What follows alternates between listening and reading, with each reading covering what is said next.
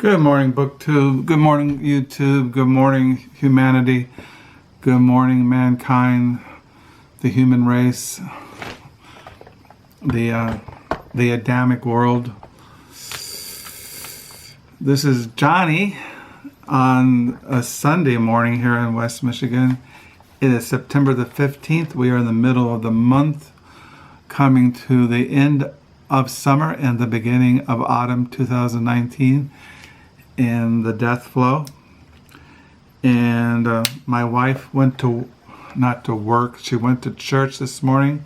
She left early because she sets up for coffee. They have coffee early now because the Sunday school year starts, because it's the end of summer and the fall Sunday school classes begin. So I was sitting here. I got a book in the mail yesterday. Recently there's a tag going around called University Press Tag Books, and I plan to do that tag. I collected the books yesterday, but I was looking at Yale University Press, and they mentioned this book, and I immediately ordered it, and it came the next day practically. It's called Kingship of Covenant, a Canonical Approach to the Fulfillment of God's Saving Promises by Scott W. Hahn.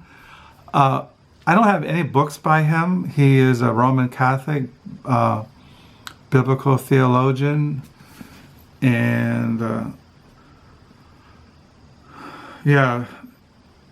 he's a biblical theologian, and you probably don't know this, but in Presbyterian Reformed theological tradition, covenant theology governs all the hermeneutics, theology, spiritual life, how we interpret reality through covenant theology. And the Bible talks about, you have the Old Covenant and the New Covenant.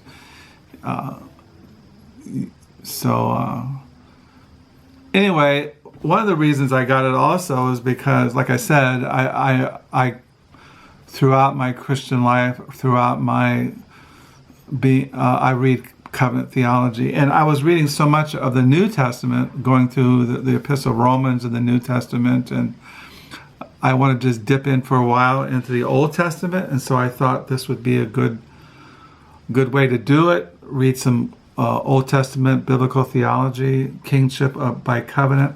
So I read this yesterday. I read 55 pages as I was watching college football. But it is a Yale University Press book. But as far as doing the University Press book tag, I'll probably do that soon. But what I want to do in this tag, not this tag, but in this video, since it's the beginning of a new week, middle of the month, I want to get down in the lower level, the used books that I got last week, and I just want to show them. I'm not really going to go into detail about them. Now, my wife was at a thrift store yesterday, and she called me up on her cell phone and asked, she saw a bunch of the Library of America books, and she said, do you have these, blah, blah, blah, blah. And she mentioned this one, Irving Letters. This is in the Library of America. And there's 2 volumes in the Library of America of Washington Irving, who's one of America's great writers, 19th century. And she mentioned Washington Irving, and they had 1 volume. Well, to make a long story short, I had this already. I have the 2-volume Library of America already in our library. But I told her to buy it. It was only 90 cents. So I'll put this in the roving library van. It's called Washington Irving, History, Tales, and Sketches. And so I got that. And then I picked up at a thrift store. Now, some of these books come from the Book Nook, but I went to a thrift store. If you don't know this, we have a problem with chipmunks getting into the garage, and I trap them. And when I trap them, I take them to a local thrift store in the back. There's a big field, and I let the chipmunks out in the back of the building in a field, and then I go inside the thrift store to look at their used books. So the other day I had to take a chipmunk a couple blocks over to the thrift store, let the little creature loose in the field, and then I went in the store to look at their used books. And I found this, The Tiger's Wife by Tea Obreht. This is an older novel. When I cataloged this book in Library Thing, there was over 4,000 people who had this. I know she has a new novel out called Inland that I've looked at, and but I got this for $0.25. And then I picked up at that thrift store these two books by Joshua Ferris, who I have another book of his downstairs in the lower level. Well, I had this one already in the lower level. Then we came to the end by Joshua Ferris. San Francisco Chronicle says entertaining, Esquire, engrossing, U.S. Today, very funny. There's only $0.25, and I don't know. So this will go in the library roving band. This one I didn't have by Joshua Ferris, To Rise Again at a Decent Hour, a novel by the author. Then we came to the end. And this came out in 2014. This was like, I think this was 50 cents. And then I'm going to show you the books I got at the Friday. I volunteered at the library used bookstore, the Book Nook, and these are the books I brought home. I got all these books for $8. So this is a book that was $2, and it came into the Book Nook, and I looked at it. It's called The Batsford Century, and what this is, it was published in 1949 in London, and it's a Batsford Century, a record of 100 years of publishing and bookselling, 1843 to 1943, edited by Hector Bolitho. And what this is, it's like a history of this family that started this bookstore, and it's their history of their bookstore, and it goes into the first shop, and it just goes into the history, first publications. I don't know, it has all kinds of interesting illustrations in it. It goes into just the whole book world at that time. Pictures of the old bookstore. I don't know. It looked kind of interesting. It was only $2. And then I picked this little thing up. This was published in 1919. Studies in Pessimism by author Schopenhauer. He was a philosopher, a thinker. And I don't know, it looked kind of interesting. So it's kind of like studies in pessimism. I'm a pessimist. Then I collect this Irish writer, Colm Toibin. These are empty family stories. I started reading a story in here called The New Spain. I have a whole stack of his novels and short stories. I have not really read him, but I collect them. And then I found at the Book Nook this book, Why Does the World Exist? An existential detective story. And it has back in her one of the best books of the year, a New York Book Review, New York Magazine, Slate, Discovery Magazine, Christian Century. And I don't know, why does the world exist? And he looks at throughout the history of thought, the different answers that men and women have given for why the world exists, and that kind of intrigued me as a Christian.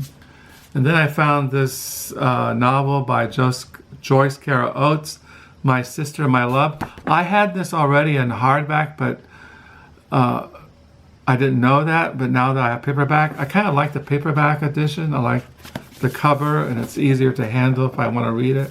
So I'll probably keep it. And then I had an abridged edition of La Miserables by Victor Hugo. And this is a complete unabridged edition. I really want to read this someday, so I got it.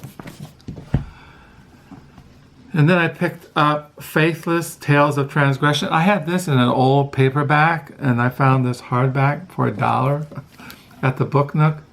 So I'm going to keep it because mine's an old paperback, a copy. Joyce Carol Oates is one of my favorite writers. And when I got these, I should read something by Joyce Carol Oates again. I think I read her this year. So I got Faithless, Tales of Transgression, Joyce Carol Oates. And then I found this really neat edition of Gone with the Wind. People come into the Book Nook all the time asking for the Gone with the Wind by Margaret Mitchell. And I don't have an edition of Gone with the Wind. It's one of my favorite movies with Clark Gable and I can't remember her name, who played Scarlett. But I was reading it. I was at the Book Nook. I was reading through it, and it's really well written. I was really impressed. And so I wanted to have a copy if I ever want to read this, Gone with the Wind. Many years ago, before I moved to Michigan, before I got married, I was living out in California, and I had a girlfriend. And when they were they had a special showing of Gone with the Wind in a giant, huge theater. A giant screen in San Francisco, and we went and saw that on this huge, gigantic screen. You know, when you look at that movie, Gone with the Wind, those scenes in there of like the burning of, I can't remember that, the Atlanta, when Atlanta, Georgia was burned, or like all the scene of the wounded soldiers, you know, it was just an incredible film, Gone with the Wind. So I got the novel Gone with the Wind by Margaret Mitchell. This was published in 1963. It's in perfect condition. Whoever had it really took care of it. See, it has the Confederate flag on the thing here. As you all know, I found out recently through Ancestral.com that my ancestors who were fought in the Confederate Army during the Civil War. So I am from the South. My ancestors fought against the Yankees.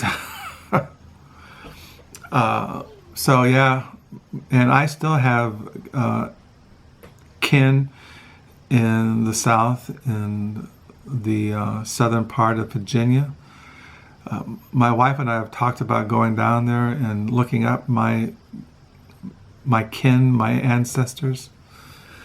The Keen, K-E-E-N.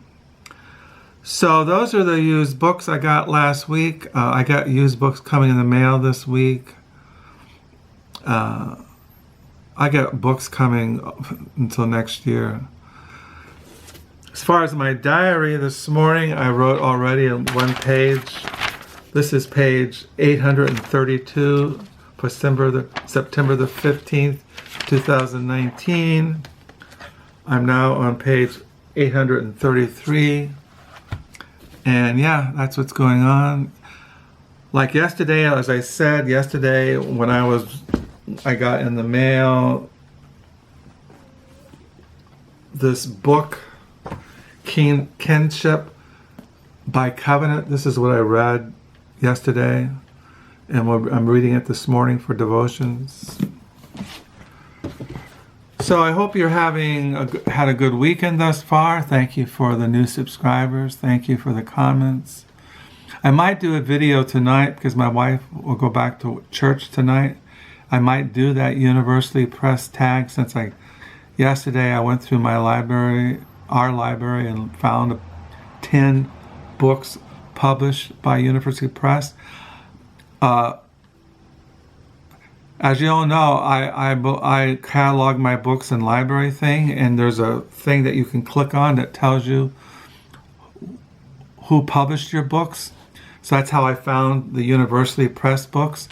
And the Yale University Press, I have 76 books published by Yale University Press. Like this was published by Yale University Press.